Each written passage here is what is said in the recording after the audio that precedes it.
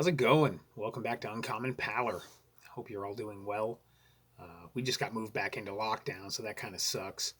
But it gives me an opportunity to do an update that I've been meaning to do for a little while. So, beside me, got a stack of records that have recently made their way into my hands, so I'm going to discuss those.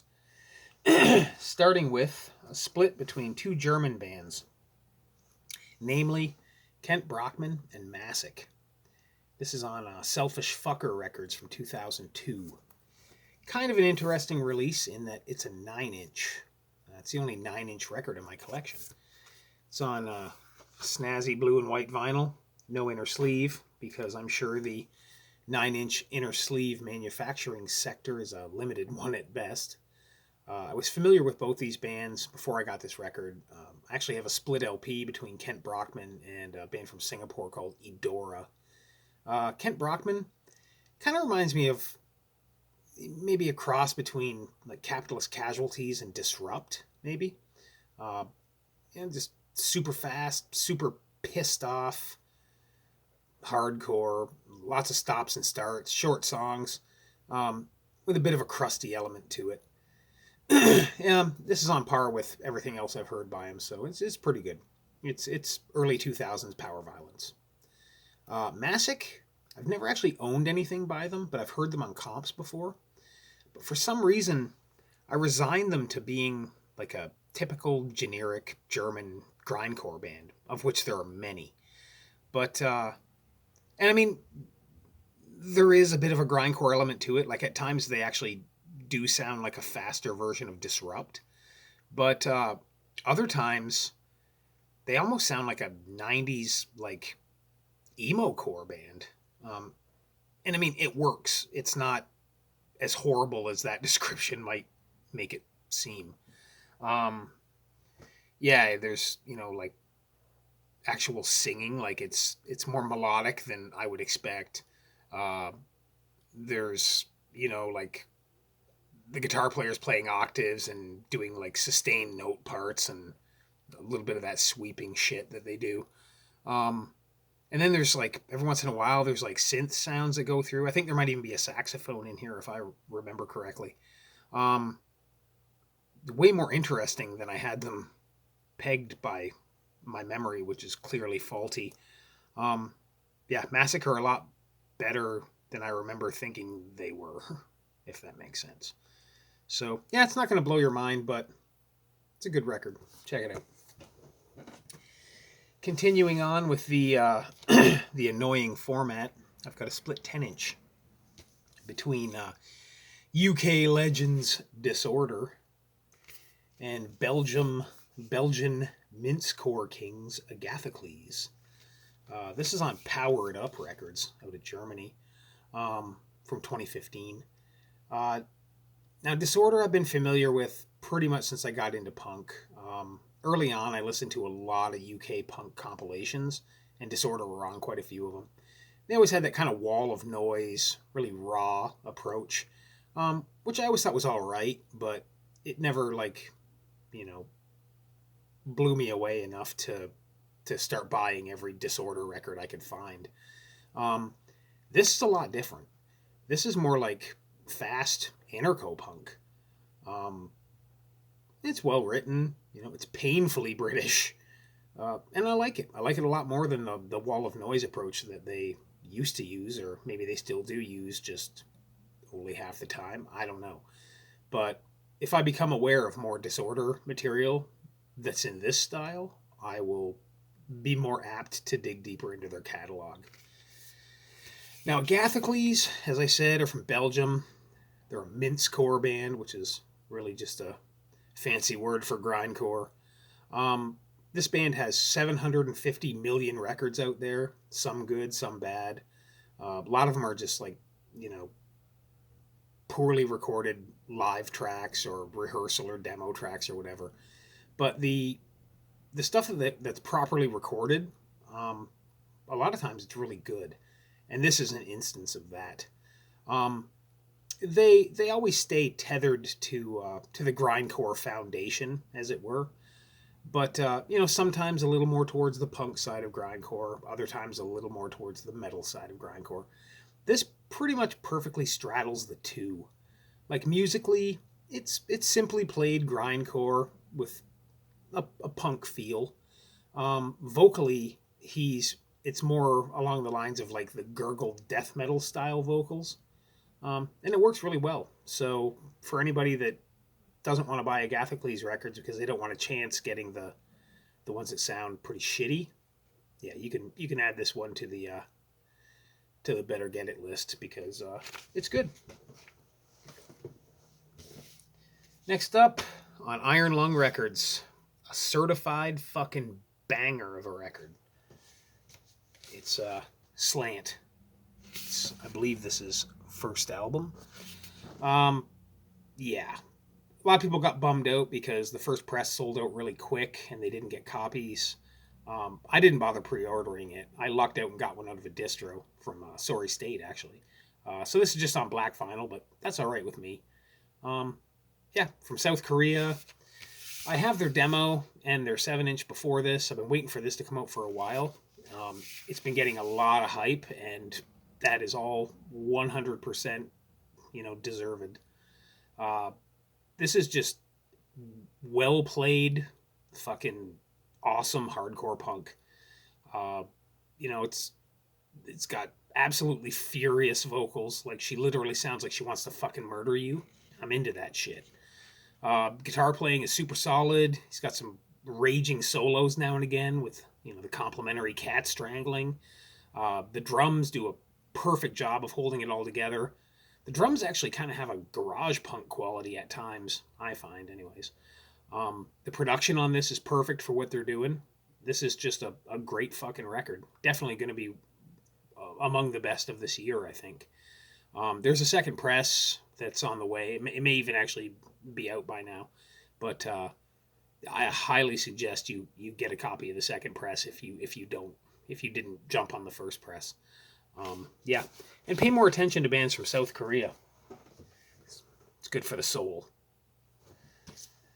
Another one here from Iron Lung, another new one.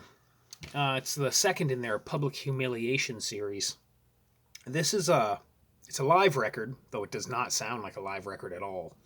But it's a collaboration between two bands, Gas Chamber and Black Iron Prison. Now, Gas Chamber are from Buffalo, New York. It's people that played in, like, They Live, Slave State, Running for Cover, tons of other great bands. All super cool people. I can't say enough good things about each and every one of them. Gas Chamber, they do the power violence thing, but there's a huge dose of prog rock to it. So I guess it's like prog violence. It's like if King Crimson or Emerson, Lake and Palmer decided to do a power violence record, it would sound like what Gas Chamber does. Like, I've seen them live a bunch of times. They're fucking mind-blowing every time. Now, Black Iron Prison is from Toronto. It's a two-piece. It's got Matthew and Eric, who were the vocalist and drummer, respectively, for The Endless Blockade. And they've been in a bunch of other bands as well. I've seen them live a couple times. Very interesting approach to music, really. It's kind of a cross between intense, raw, hardcore punk, but there's like a techno and an industrial kind of influence to it. Matthew's got two microphones when he plays live. The one's your standard vocal mic. The other one, it lays like a wall of like electronic noise kind of over top of his vocals. Just makes for a very intense show. Now you get them collaborating with Gas Chamber for a big long set live at I believe a festival in Seattle that Iron Lung Records put on, and it is absolutely fucking magnificent. Your mind doesn't even get a break for a second. It's so good. This is way better than I expected it to be, and that cover is way better than I expected it to be. That's fantastic. But yeah, I mean, don't let the fact that it's a live record scare you away, because it does not sound like a live record at all. But this thing is fucking great. On to the metal. to another band that's been hyped up a lot. So I figured I better investigate for myself. It's a band from Texas. That's all I know about this band. Eternal Champion, The Armor of Ire. This is on No Remorse Records out of Greece. Originally released in 2016. This is a 2020 press. Yeah, people love this band. There's been a lot of complaining because to get the record, you pretty much have to order to No Remorse over in Greece, and it's super expensive. I was lucky enough to see that Temple of Mystery here in Canada, over in Quebec, they got copies, and they weren't that expensive, so I grabbed this and the other one, which I'm not going to show because I'm not really sure how YouTube reacts to artistically rendered female breasts. So I don't really want a chance getting this flagged or taken down or whatever the fuck they do with it. This is, I believe this is worthy of the hype. I need to spend more time with them. But yeah, this is just awesome, kind of like, I guess, epic metal is what the kids call it these days. Yeah, I just call it like metal. It's like traditional metal.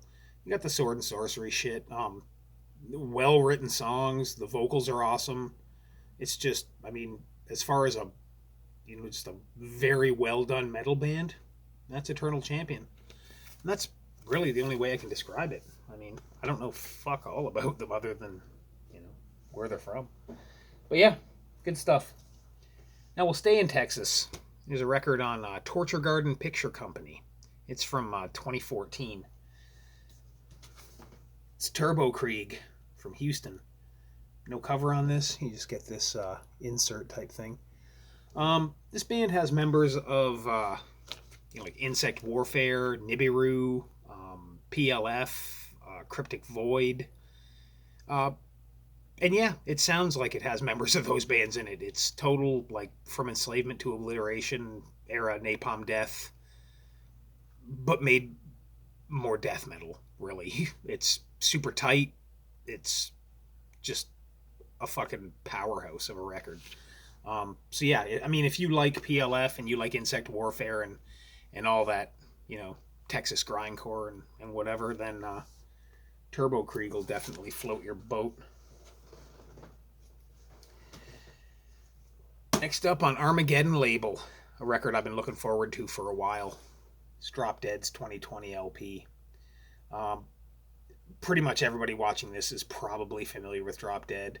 I first heard them in, I think, 1993 when they released their split with Crossed Out, and it blew my fucking mind. They're from Providence, Rhode Island.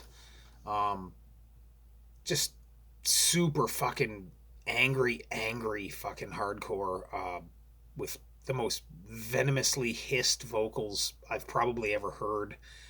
Huge animal rights message to them. Just fast as fucking, just unforgiving.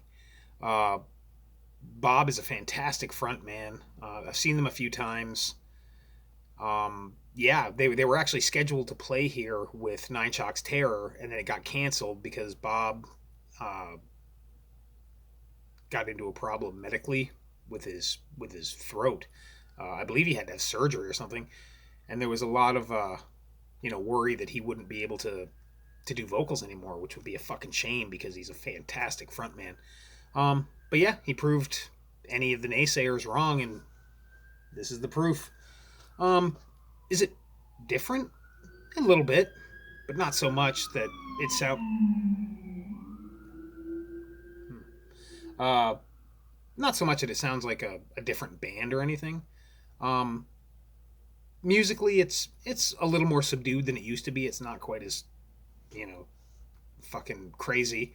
And vocally, he doesn't really have the high pitch, like well, not high pitch, but the more trebly, hissy aspect to his voice. It's more in the spoken range with this record, but it's still fucking fantastic. Yeah, so cheers to them. I purposely avoided listening to any MP3s that came out from this record. I purposely waited until I had a copy in my hand so I didn't have any preconceived notions or whatever. But no, Dropdead totally holds up on this, so don't be afraid to pick it up. Next, we're going back to 1987. I used to have a copy of this, and I traded it. I don't even remember what it sounded like. I saw a cheap copy, so I decided to pick it up. It's a band from the UK, from England, called Bad Dress Sense. It's called Goodbye, It Was Fun. It's on Vinyl Solution. It's from 1987. Yeah, like I said, I had a copy of this. I don't even remember what it sounded like. So I decided to give it another go.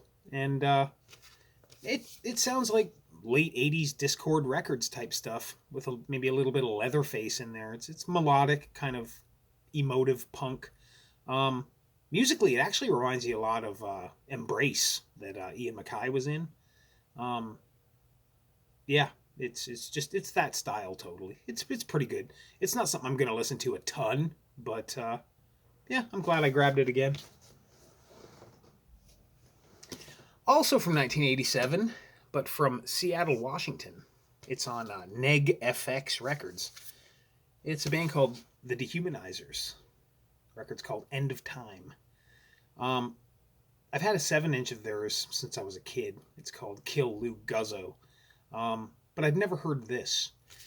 Now, the Dehumanizers, musically, I would say they kind of sound like a lowbrow Accused, maybe like a less metal Accused, but mixed with one of the kind of more boisterous, more metal-oriented, like skate punk bands, like something like the Boneless Ones, or maybe like Morally Bankrupt or something. It's like a cross between those two. Vocals, he's kind of got a bellowing quality to his vocals. Sometimes it's kind of goofy, but the lyrical matter is the lyrical subject matter is more serious than you would think by listening to him. But yeah, it's good. It's exactly what I expected out of the Dehumanizers. So yeah, check it out. Now here we got a reissue. It's on the hell's that? WYLN Records. It was originally released in 1990 as a cassette. It's a band from New York City, a metal band called Black Virgin. I bought this 100% for that cover. Record's called Sledgehammer Justice. Yeah, the music sounds exactly like that looks. It's kind of plodding, kind of goofy sounding, kind of hokey, just metal. I mean, they, try and sound as evil as they can, but yeah, it's fairly entertaining. Again, it's not something that I've spent a lot of time on, and I will spend more time with it, but I don't regret buying it, especially for that fucking cover. And more fire trucks. Next up, a band from Olympia, Washington. It's on Inimical Records. It's a band called Funerot. The record's called And Then You Fucking Die, Man. Now, I have an earlier 7-inch by this band. It's kind of a crossover deal. It kind of actually reminds me of that band In Destroy that were from Maryland, I believe. Yeah, it kind of reminds me of that. And then they have a Weird Al cover on it, which is fucking cool. This is a lot different. This has more in common with like the Dwarves than it does with In Destroy or any metal, really. This is just a kind of an obnoxious sounding garagey punk, garagey punk record. Do I like it? Yeah, it's all right. Do I like it more than the 7-inch? Nope. I don't know if they continued on in this style. I don't even know if they're still around for that matter, but I probably would have stuck with the metal. But, I mean, this is all right for what it is. And lastly, we got a record on 625 Thrashcore. It's was released in 2020. It's Bookstore Core 2000 to 2002 by Scholastic Death. Scholastic Death, Bay Area, California. It's got Max Ward on vocals, who is the guy behind 625 Thrashcore. And he's also the drummer in Spaz, Capitalist Casualties, Plutocracy, yada, yada, yada. The drummer, this guy, B, He was in a band from Florida in the 90s that were pretty awesome called the End of the Century Party. He was also one half of the duo known as Judd, the other person being Steve Heritage from Massick. And I think more recently he's been playing drums with No Static. But yeah, Scholastic Death. This isn't, you know, it isn't too far removed stylistically from like what happens next. You know, it's American fastcore. Uh, it's got a lyrical emphasis on like literacy and education. Um, but there's a lot more of a youth crew influence in this than with what happens next. Like there's a lot of like youth crew breakdowns in this. It's a super fast hardcore punk, but just with some youth crew breakdowns. And it's actually pretty awesome. I'm glad that they've compiled everything that the band did finally, and that I have a copy. So yeah, Scholastic Death. And yeah, that's all I got. So take care of yourselves. Till next time, goodbye.